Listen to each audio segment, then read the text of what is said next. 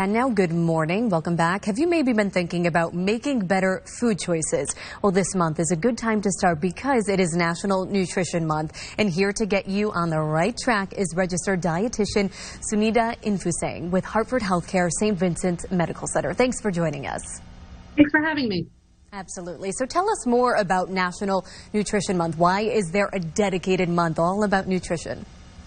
Sure. National Nutrition Month is an education and information campaign that was created about 70 years ago by the Academy of Nutrition the Academy of Nutrition and Dietetics.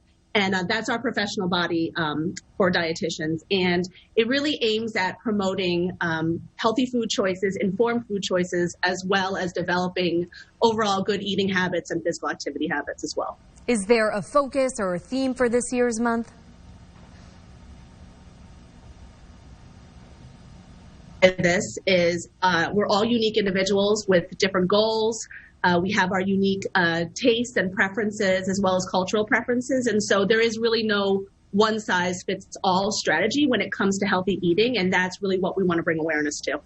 And for someone maybe, who doesn't know where to start or how to make the right choices or the right choices for them because everyone's different, what is the role of a registered dietitian, someone like you, and why, is it maybe a good idea someone speak and work with a dietitian?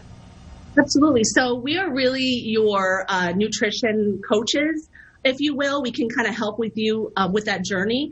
And dietitians, we require a lot of education and training, over 1,000 hours of supervised practice. And we also have to sit for a board examination, which is a national exam. And so we really are really well equipped to look at the whole picture and to really help break down all the different barriers that a person might experience with healthy eating. And so we're really kind of the nutrition coach for the journey. And Sunida, I see you have some in front of you, some food in front of you. So what are we making today? So we are making a plant-based Buddha bowl. And what I love about this is it's all plant foods, which we are promoting. We know now that there's a lot of research out there to suggest that the more plants we eat, the better we are at managing chronic conditions such as heart disease, diabetes, hypertension, and obesity. And so what we have here are all sorts of different types of plants. We start with whole grains. So here I have brown rice. You can use something such as quinoa or whole grain pasta as well. And we essentially are just going to layer in all sorts of different vegetables. So I've got some snow peas here. I'm going to layer in and some steamed carrots for color. That also gives us some vitamin A, a potent antioxidant. We also have some roasted shiitake mushrooms, and because it is a Buddha bowl, I have an Asian theme here, so I'm using shiitake mushrooms. I'm just going to layer those in. I also have some Asian seasoned cauliflower that was just roasted with a little bit of homemade Asian barbecue sauce. And for our protein, now everything in here has some protein in it, but really the kicker here is this tofu. So I've got some marinated tofu that was just sauteed in a pan, and that gives a little bit of an extra protein boost. And then we always want to top our dishes off with a little bit of something fresh and green. So I've got some cilantro here. And to top it off, I've got some fresh lime, gives it a little bit of extra freshness.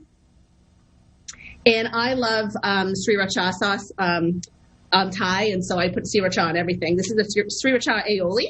And so just a little drizzle of that to give it a little bit of heat. And that's it.